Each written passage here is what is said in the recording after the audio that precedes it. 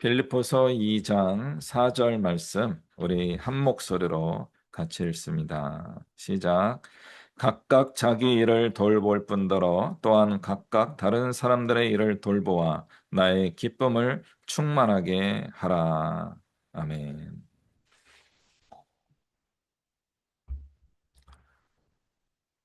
네, 네, 반갑습니다. 오늘 말씀 제목은 개인과 사회 속에서입니다. 우리가 개인은 개인이죠.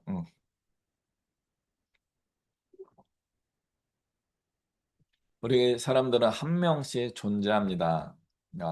똑같은 얼굴을 가지고 있는 사람이 있다고 할지라도, 보통 쌍둥이죠. 쌍둥이라고 할지라도 개별적 존재입니다.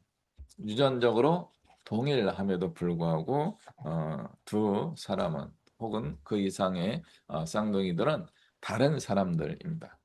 각각의 다른 인격을 가지고 있고 다른 경험들을 하고 있습니다. 물론 쌍둥이이기 때문에 삶에 공통적인 경험이 많이 있기는 합니다만은 공통적 경험이 있다고 해서 동일한 사람들이 되기 어렵고 그 경험들을 내면화하는데 달라지게 됩니다. 그래서 제가 이제 애니어그램이라든가 성격 이론, MBTI 이런 것들을 살펴보게 되면요, 어, 쌍둥이들이 애니어그램이든지 MBTI든 성격이 일치하는 경우도 있고 또는 불일치하는 경우도 있어요. 그게 이제 굉장히 특이한 겁니다. 유전적으로 똑같은데 왜 다를까? 그게 우리 인간이 유전적인 것을 넘어서는 어떤 특별한 영적이고 심리적인 것이 존재하기 때문이 아닐까 하는 생각을 해보게 됩니다. 오늘 2장 4절 이 말씀을 보기 위해서는 그 이후에 나오는 2장 6절, 5절, 6절까지 이어져 볼 수 있어야 됩니다. 물론 그 앞에도 연이어서 봐야 되긴 하는데요. 5절입니다. 너희 안에 이 마음을 품어라. 곧 그리스도 예수의 마음이니. 바울의 이야기가 논문처럼 쓴 글은 아닙니다. 논문처럼 쓴 글은 아님에도 불구하고 바울은 굉장히 숙고한 그런 내용들을 서신서로 기록을 하였습니다. 그래서 이것은 기독교 공동체 안에 에서 해야 될 일들을 이야기하다가 2장 1절부터 4절까지입니다. 빌립보서 2장 1절부터 4절까지 공동체의 이야기를 하려고 하다가 갑자기 곧 그리스도 예수의 마음을 품으라라고 이야기가 전개됩니다. 그리스도 예수의 마음은 무엇입니까? 그는 근본 하나님의 본체시나 하나님과 동등됨을 취할 것으로 여기지 아니하시고 오히려 자기를 비워 종의 형체를 가지사 사람들과 같이 되셨고 사람의 모형을 나타나사 자기를 낮추시고 죽기까지 복종하셨으니 곧 십자가에 죽으심이라. 이것이 바로 그리스도의 마음이라고 하는 것입니다. 하나님의 본체이신 분이 자기를 비워서 종의 형체를 취하신 것을 본받으라라고 바울이 권면하고 있는 겁니다. 자기가 가지고 있는 기득권, 경험, 어떤 실력, 능력, 이런 것들을 의지하지 말고 그런 것들을 내려놓고 예수님처럼 살아갈 수 있으면은 신앙이 좋은 것이 아니겠는가 하는 의미로 해석됩니다. 이 말씀은 우리 그리스도인들이 지향해야 할 방향이라고 하겠습니다. 자기를 비워 종의 형체를 입었다. 이것이 이제 신학적 표현이 인카네이션입니다. 인카네이션 이게 인카네이션 성육신 또는 화신, 뭐 체현 이란 말로 번역되는 신학적 용어입니다. 인으로 하는 건 그 영어 전치사 인하고도 비슷한 겁니다. 라틴어인데요. 그 카네이션입니다. 그래서 영적인 존재가 육체적 존재 안으로 들어간다라고 하는 뜻입니다. 육체 안으로 들어가는 것이 인카네이션입니다. 영이신 분이 육체로 들어오시게 되면 어떤 일이 발생하게 됩니까? 보이지 않는 영적인 존재가 육체를 입으면 그냥 육체가 신적인 존재로 되는 것이 아니고 오히려 반대였습니다. 신적인 존재가 인간이 되는 것이었습니다. 인간이 됨으로 인하여서 추위와 더위, 배고픔과 피곤함 등의 연약함을 그대로 겪기 시작하였습니다. 이것이 기독교 이단, 영지주의 이단과 결이 달라지는 부분입니다. 그리스 영지주의 철학으로부터 영향을 받았던 영지주의 이단, 니골라당이라고 하는 니콜라스라고 하는 사람이 주도했던 영지주의 기독교 신앙은 이단인 겁니다. 예수 그리스도는 인간의 육체를 가진 적이 없다. 더러운 육체를 어떻게 가질 수 있겠는가라고 하는 겁니다. 그러나 우리 예수님은 인간의 모든 육체를 가지고 오셨던 분이 분명합니다. 예수님도 인간의 육체를 가지게 되면은 그것이 고통으로 이어질 수 있다는 것을 분명히 알고 있었습니다. 하나님이신 분이 인간이 되었다는 것은 그냥 상징이 아니라 실제였습니다. 히브리서 4장 15절에 우리의 대제사장은 모든 일에 우리와 똑같이 시험을 받았지만 죄가 없는 분이다 라고 기록하고 있습니다.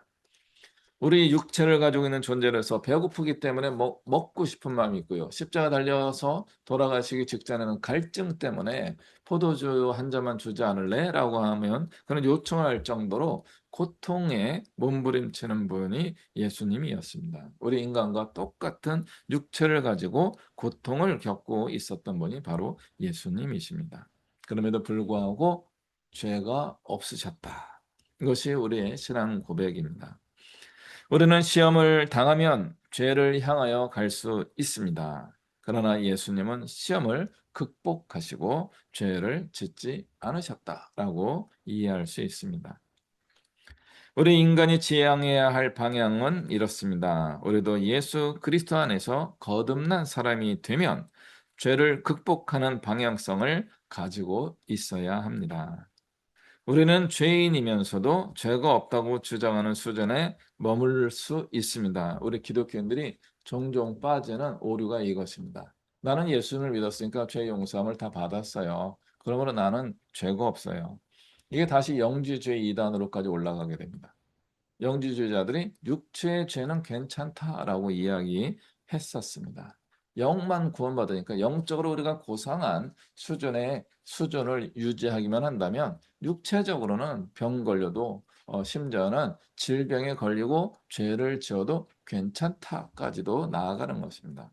그러나 그렇지 않습니다. 우리의 육체의 죄를 짓지 않는 것도 우리 기독교인들이 추구해야 할 신앙의 모습입니다. 나보다 더 죄인인 사람을 보면서 상대적인 의로움에 젖어들 수 있습니다.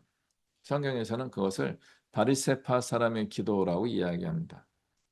세리가 가슴을 치며 나는 죄인이다라고 기도할 때 바리새파 사람은 나는 저 세리와 같지 않은 것을 감사합니다라고 기도하고 있습니다.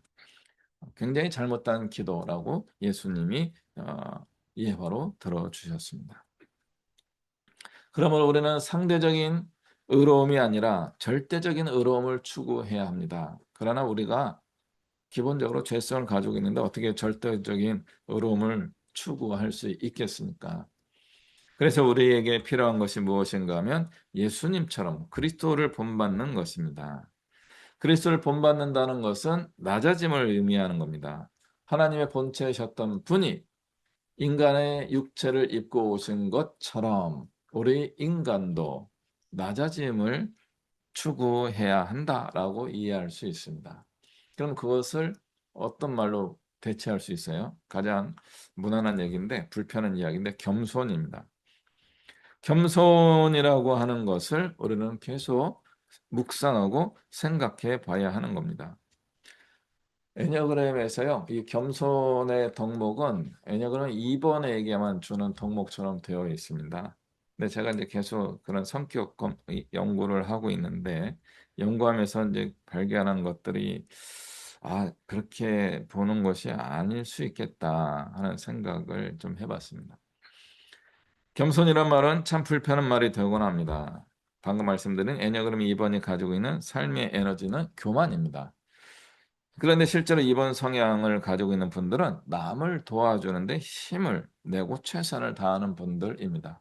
자기 것을 아낌없이 내어주고 있습니다. 거의 예수님 같지 않을까요? 그러나 애니그램에서는 그런 2번의 무의식에 담겨 있는 교만을 지적합니다. 그것은 남을 돕는 형식이 가지고 있는 특징이기 때문에 그렇습니다.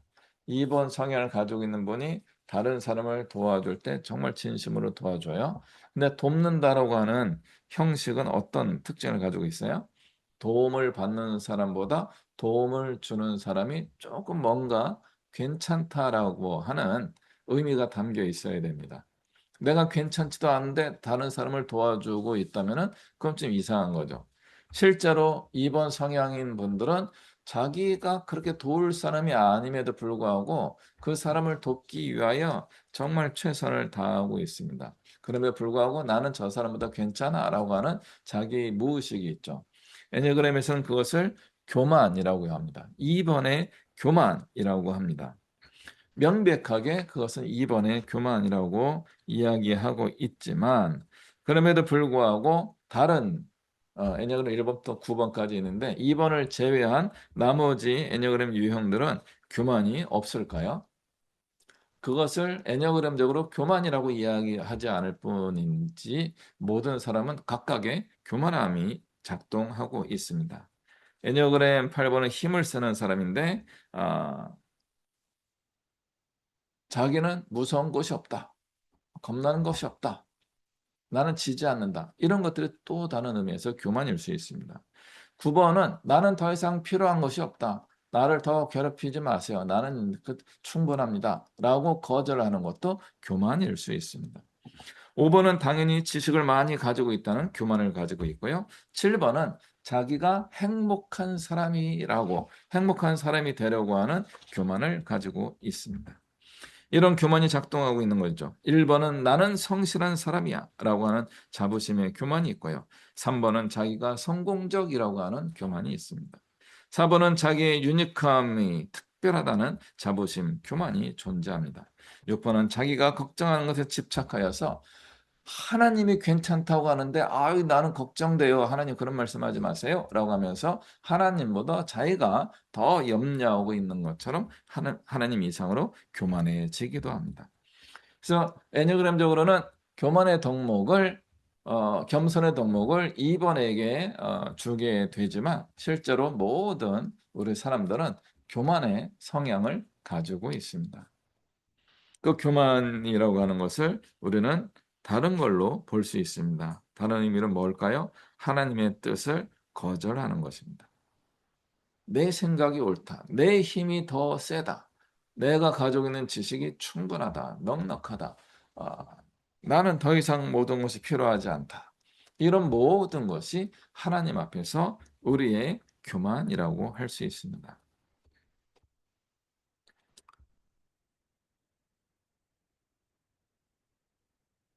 그리스도를 본받아라라고 하는 그 말씀을 다시 한번 기억해 보겠습니다. 예수님이 자신을 낮췄습니다. 겸손하게 낮춰서 종의 형체를 입으셨을 뿐만 아니라 죽기까지 복종하심으로 인하여서 하나님의 뜻을 이루게 됩니다.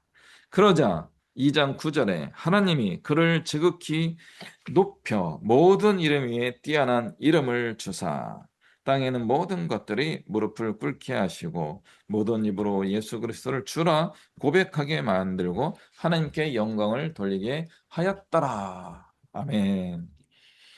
저는 이 말씀을 매우 좋아합니다. 우리가 겸손하게 하나님의 말씀을 따라 뭔가 손해보고 희생하게 되면 어느 날 우리도 예수님과 같이 높임을 받게 되지 않을까라고 하는 기대를 하게 됩니다. 근데 언제 올려주실지 모르겠습니다. 이제 올려주실 때가 된 것 같은데. 주님의 사역은 인간의 시간으로는 길어야 3년입니다. 예수님이 복음서에서 일하신 시간은 3년이에요. 3년밖에 안 하시고 죄송해요. 3년 만에 홀랑 돌아가셨다가 부활하셔가지고 뿅 하고 승천하셨어요. 그러니까 예수님은 실제로 길게 일하지 않으셨어요. 3년입니다. 물론 3년의 집중적인 어떤 그 하나님 뜻을 이루신 것은 분명합니다만은 시간으로 계산하면 엄청나게 짧아요. 3년이에요.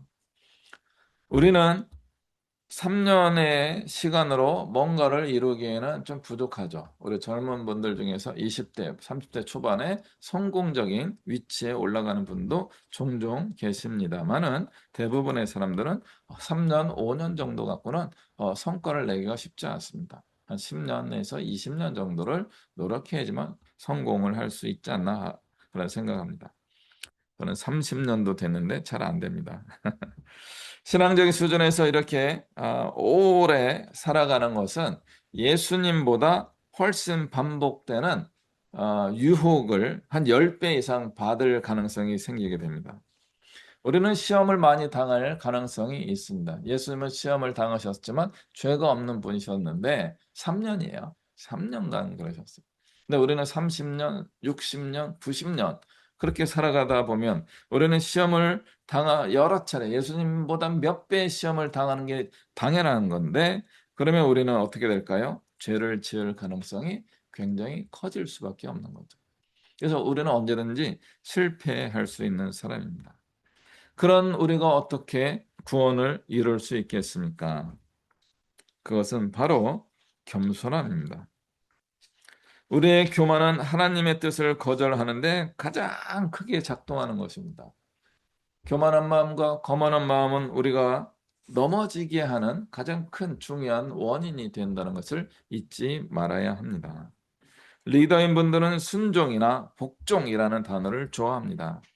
그러나 정작 본인은 하나님의 뜻에 순종하지 못하고 복종하지 않곤 합니다.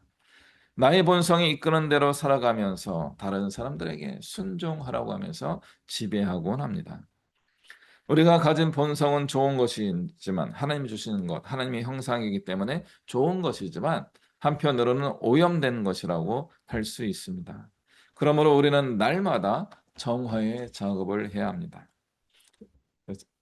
신앙생활이 오래될수록 이 정화의 훈련을 해야 되는데 우리 기독교 신앙에서 이 정화의 훈련들이 의외로 많지 않습니다. 가톨릭에서 수도원 영성이 분명히 있었음에도 불구하고 우리 개신교에서는 이 수도원 영성을 일반 성도의 신앙 영성으로 끌어오는데 실패하고요. 심지어 목회자도 수도원 영성을 제대로 이루지 못합니다. 수도원이 좋으냐 나쁘냐 이 부분은 있어요. 나빠집니다. 모든 조직과 어떤 시스템은 망가지게 되어 있습니다. 그러나 수도원의 제1원칙은 청빈입니다. 청빈하게 내 것을 내려놓고 계속 아침, 점심, 저녁 계속 경건의 시간을 가지면서 자기의 영적인 상태를 계속 깨끗한 상태로 유지하려고 하는 정화의 작업을 계속하는 것이 수도원 영성의 핵심입니다. 그러나 우리가 다 그렇게 수도원에 들어갈 수는 없습니다. 우리는 사회 속에 살아가는 존재이기 때문에 나만이 아니라 우리의 사회, 이 세상은 오염되어 있습니다. 우리가 소금처럼 빛처럼 살아가려 해도 우리가 영향을 주기보다는 영향을 받을 수밖에 없습니다. 그러므로 우리는 최소한 한 가지를 이제 시도해야 합니다. 그것이 바로 무엇일까요? 그것은 바로 나를 거룩하게 지키는 것입니다. 오늘 본문으로 이제 들어오게 됩니다. 각각 자기 일을 돌보아라. 1번이 그겁니다. 빌립보서 2장 4절에서 각각 자기 일을 돌보아라. 애녀그는 이번에게만 주는 말씀이 아니라 우리 모든 믿음의 사람들에게 주시는 말씀입니다. 나를 돌보아야 되는 겁니다. 허영으로 하지 말고 다툼으로 하지 말고 겸손한 마음으로 각각 자기보다 남을 낮게 여기고 바울이 어느 순간인가 이걸 깨달은 거죠. 빌립보서만 하더라도 바울의 이제 인생 후반부로 넘어가는 그런 시기였습니다. 어, 우리 시대에는 그 수명이 많이 늘어나가지고 제가 이제 50대 후반이 되었음에도 불구하고 아직도 인생 중반부가 됐어요. 옛날엔 다 인생 후반부였고요. 제가 몇 번 말씀드렸죠. 조조가 60에 죽습니다. 그러니까 삼국지에 나오는 위대한 영웅들이요. 50대 후반, 60대 초반에 다 돌아가십니다. 우리는요. 그분들보다 한 20년에서 30년을 더 사는 그런 시대를 이제 살아가고 있습니다. 바울은 이때 나이가 40대 후반, 50대 초반으로 여겨집니다. 그럼 젊은 거 아니에요? 우리 시대는 젊은 나이임에도 불구하고 바울 시대에는 꽤 나이가 많은 이제 인생의 후반전을 달리는 그런 분들 나이가 됩니다. 이것이 왜 의미가 있는가 하면은 후반부의 시간을 계산하는 겁니다. 우리 대부분의 사람들이 60세에서 70세에 죽게 된다면 내가 50세만 넘어가더라도 고민하게 되는 거죠. 언제 죽을지 모른다. 죽음을 기억하는 사람들은 자기의 인생을 돌아보게 되어 있습니다.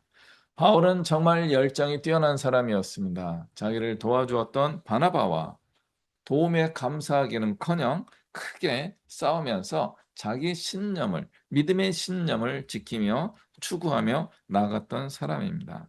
그런데 이분이 나이가 들어가면서 그걸 깨달은 거죠. 자기가 살아왔던 바울의 인생, 복음 전파의 삶이 두 가지였다는 거죠. 하나는 허영으로 한 거예요. 자기 영광을 가지고 한 거죠. 두 번째는 다투면서 한 거예요. 이거는 남의 이야기가 아니라 바울 본인의 이야기일 가능성이 굉장히 큽니다. 다툼으로 하고 허영으로 했던 겁니다. 하나님은 우리가 그렇게까지 하는 걸 원하지 않을 수도 있습니다. 하나님은 우리가 방법을 바꾸기를 원하십니다. 바울의 이런 고백은 이제 우리 기독교 공동체 안에서 이루어지는 일로 삼아야 합니다.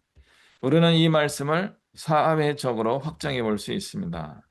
그것은 예수 그리스도 때문입니다. 우리가 아직 죄인이었을 때라고 하는 말씀 때문에 이제 이 말씀을 가지고 기독교 공동체를 넘어서서 사회를 향하여 나아갈 수 있게 됩니다. 우리가 아직 죄인이었을 때 예수님이 오신 것처럼 아직 예수님을 믿지 않는 사람들을 향하여 우리가 복음을 들고 나갈 수 있어야 합니다. 사회를 향하여 나아가야 되는 거죠. 근데 공동체 안에서는 다툼으로 하지 말고 허영으로 하지 말아야 되는 겁니다. 근데 우리의 신앙 공동체 안에, 우리의 사역 공동체 안에 얼마나 많은 다툼과 허영이 있는지 모릅니다. 아무리 많은 성과를 내면 무엇합니까? 허영으로 한 건데. 다툼 속에서 한 건데 그것이 열매가 잘 맺어졌지만 공동체는 다툼 때문에 분열하고 깨지게 된다면 그것이 잘한 일이라고 할 수 있겠습니까? 바울이 이야기하는 것을 우리는 기억해야 됩니다. 우리 공동체가 더욱더 힘을 내어서 다툼과 허영이 아니라 겸손함으로 서로를 존중하며 나보다 저분들이 사역이 더 훌륭합니다라고 존경하고 인정하면서 사명을 감당한다면 세상을 향한 복음의 능력이 우리가 아직 죄인이었을 때 오셨던 예수님의 그 사랑의 능력이 세상을 향하여 펼쳐질 수 있게 될 것입니다. 이제 우리가 한 번 더 짚어봐야 될 것이 있습니다. 우리는 구원받은 죄인이라고 하는 것입니다.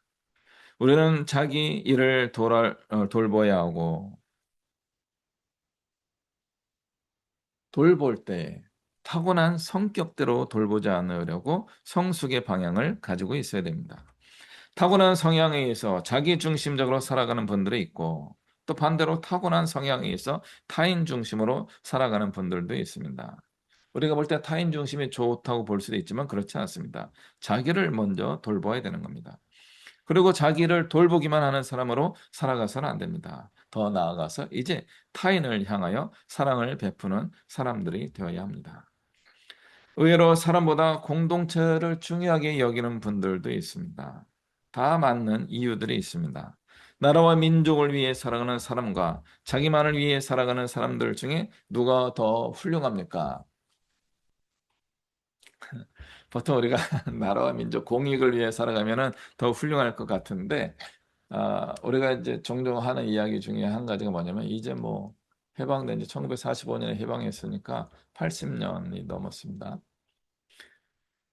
그 100년 전, 90년 전, 100년 전, 120년 전에 대한민국의 독립을 위하여 애썼던 독립운동, 그 독립군들이 굉장히 많이 계셨죠. 정말 그분들이 수고를 많이 했었어요. 그런데 우리가 종종 이야기하는 것 중에 한 가지가 뭐냐면 그들이 가정을 돌보지 않고 나라와 민족과 독립을 위하여 해방을 위하여 애쓰시면서 정말 공적으로 수고하셨는데 그들의 가족들과 자녀들을 돌보지 못하여서 그 자녀들은 어, 굉장히 가난과 궁핍과 어려움 속에 살게 되었다. 한편으로는 맞는 얘기고요. 한편으로는 시대적으로 그러는 겁니다. 대표적으로 김두한이라고 하는 유명한 분. 그분은 유명해졌기 때문에 그것이 극복된 걸로 여겨집니다만은 청산리 전투의 최고의 전쟁의 어, 성과를 이뤄낸 김좌진 장군의 아들이었다는 거예요. 그런데 김좌진 장군은 정말 우리가 존경하는 독립군 대장이신데 김도하는 어릴 때 어떻게 살았어요? 거지가 되었고 구걸하고 깡패의 인생을 산 겁니다. 그러다가 타고난 체격이 좋아가지고 승승장구하다가 해방이 되면서 정치도 하고 하면서 꽤 유명한 사람이 되었을 뿐이지 대부분의 사람들, 공익을 위하여 애쓰셨던 분들의 가족과 자녀들은 굉장히 어려움과 고통을 겪게 되는 일들이 많이 있었습니다. 그럼 그게 잘못됐느냐? 잘못된 게 아니라는 거죠. 그런 분들 때문에 국가가 회복되었고 해방이 되었고 나라가 발전하다 보니까 김도한 같은 사람에게도 다시 기회가 주어지게 되는 겁니다. 그것을 한마디로 좋다 나쁘다라고 이야기하긴 어렵습니다만은 그래서 우리는 바울의 이야기에서 우리를 두 가지의 이 긴장 관계를 늘 기억하면 좋겠다는 겁니다. 하나는 자기 일을 돌보는 겁니다. 내 일을 해야 되는 거예요. 나의 개인의 삶에 어떤 필요를 채워가야 되는 겁니다. 그러나 또 한 가지는 다른 사람들의 일을 돌보아 줘야 되는 겁니다. 다른 사람의 일을 도와주고 지켜주고 함께 해주고 힘을 더 몰아주는 그런 일도 해야 되는 겁니다. 이것만 해도 안 되고 이것만 해도 안 되는 거고요. 이 두 가지가 동시에 되면 좋겠지만 동시에 하기는 쉽지 않을 겁니다. 순서가 중요합니다. 지금까지 자기를 돌보며 살아오셨던 분들은 잘 하셨습니다. 그러면은 이제는 다른 이들을 돌보는 일에 관심을 가지시고 하나님이 나를 어떻게 부르셨는가 부르심을 확인해 보시기를 그리고 그 부르심을 향해 나가시기를 권해드립니다. 지금 자기를 잃어버리고 정말 다른 사람들을 돌보기 위하여 시간과 에너지와 생명을 다 바쳐서 일하셨던 분들은 수고하셨습니다. 덕분에 많은 사람들이 생명을 얻었습니다. 이제는 나와 나의 가정을 돌볼 수 있는 시간을 가져보시면 좋겠습니다. 이 순서가 내가 먼저일 것 같기도 하고요. 저는 이게 잘 안 됐어요. 저도 어릴 때부터 굉장히 공적이고 큰 것에 대한 이야기를 많이 듣고 권면을 받아서 내 것을 이야기하고 내 것을 추구하고 내 것을 챙기는 것을 잘 못했습니다. 그래서 이제 좀 하려고 하는데 그동안 안 했던 사람이 갑자기 잘할 수 있겠어요? 잘 안 되죠. 그래서 우리는 함께 이런 일들을 돌보면 더 좋습니다. 자기를 돌아보지 못하는 사람들을 도와주십시오. 내 일을 잘 돌보는 분들인데 남을 잘 못 돌보는 분들이 계시다면 함께 다른 사람을 돌볼 수 있도록 초대해 주십시오. 그렇게 나를 돌보고 다른 사람들을 돌보는 것이 우리 기독교적 삶의 모습입니다. 균형입니다.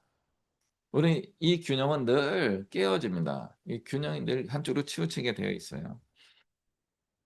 우리 중에 대다수는 자기만을 위해 살던가 자기를 잃어버리고 타인만을 위해 살아가곤 합니다. 자기를 위해서 살아가는 사람은 존경받지 못합니다. 그런 분들 어떻게 존경받겠어요? 타인만을 위해 살아가는 사람들은 어느 날 후회와 좌절 속에 서게 됩니다. 그러므로 나를 위하는 사람과 타인을 위하는 사람이 동시에 이루어져야 합니다.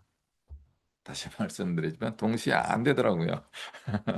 동시에 되기가 되게 어려워요. 이게 되면은 정말 우리는 개인적으로도 훌륭하게 뭔가 성취하고 또 공동체적으로도 존경받는 사람이 이미 되었을 거예요.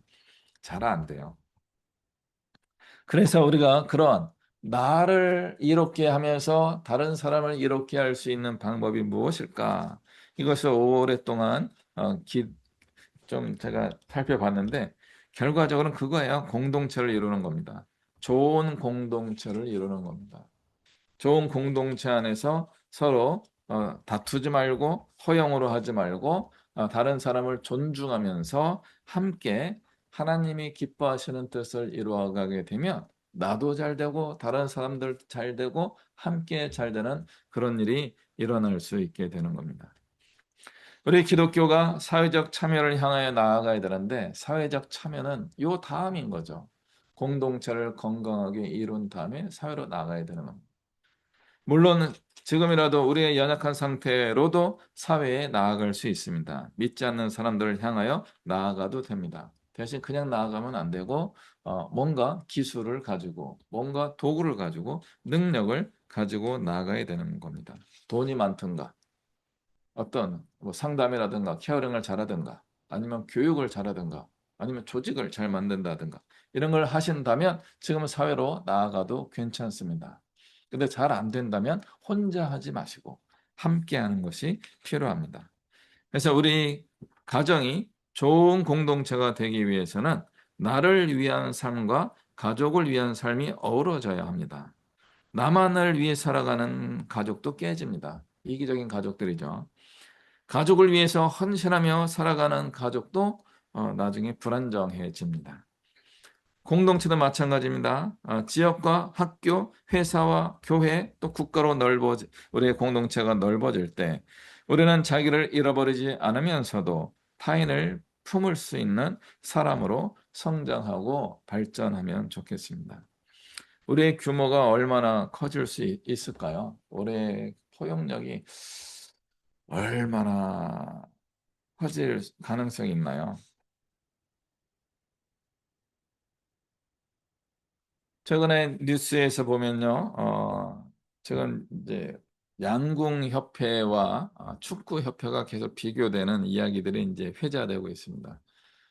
둘 다 현대가의 사람들이 그 운동 전문 그런 것을 후원하고 있는데 한 분은 아주 지금 오명을 어, 남기게 되었고 한 분은 굉장히 훌륭한 분이다라고 하는 재벌인데도 불구하고 보통 우리가 재벌을 욕하는데 이분은 참 괜찮은 재벌이다라고 하는 평가를 받는 분이 나오고 있습니다. 돈이 많거나 사회적 영향력이 크다고 해서 존경받는 게 저절로 되는 것이 아닙니다. 돈이 적은 사람도 존경은 받을 수 있습니다. 본인의 삶이 팍팍해서 그렇지. 그러니까 저 같은 경우는 이제 목사가 된 거는 한편으로는 존경을 받는 것을 이제 얻은 셈이에요. 그런데 너무 존경만 받았어요. 실제를 이루지 못한 건데 하나님께서 원하시는 이로움을 나와 타인에게 나누어 줄 수 있는 그런 목회자가 되는 것을 이제서야 저는 꿈을 꾸고 있습니다. 늘 다른 사람을 위하여 살아왔던 저의 인생이었습니다. 많은 사람들을 만나고 그들이 와달라면 다 가지고 했는데 그들은 나에게 와주는 일이 별로 없더라고요. 그래서 그렇구나. 너무 늦게 깨달았습니다. 그럼에도 불구하고 지금이라도 그렇게 하려고 합니다.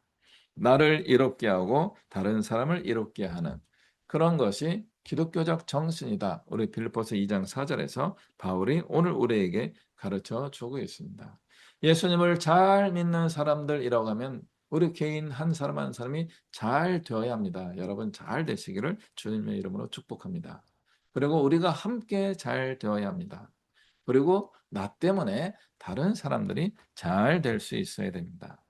그리고 내가 다른 사람을 잘 도와줬는데 손해보지 않아야 합니다. 이런 균형을 이루는 사람이 되기 위해서 우리 그리스도인들은 예수 그리스도의 마음을 지속적으로 내 마음에 세워가야 합니다. 그러면은 때가 되었을 때 주님이 우리를 더욱더 높여주시고 더 많은 선한 영향력, 예수 그리스도의 모습을 가지고 살아가는 온전한 그리스도인으로 우리를 날마다 더 성장하고 성숙하게 만들어 주실 것입니다. 기도하겠습니다.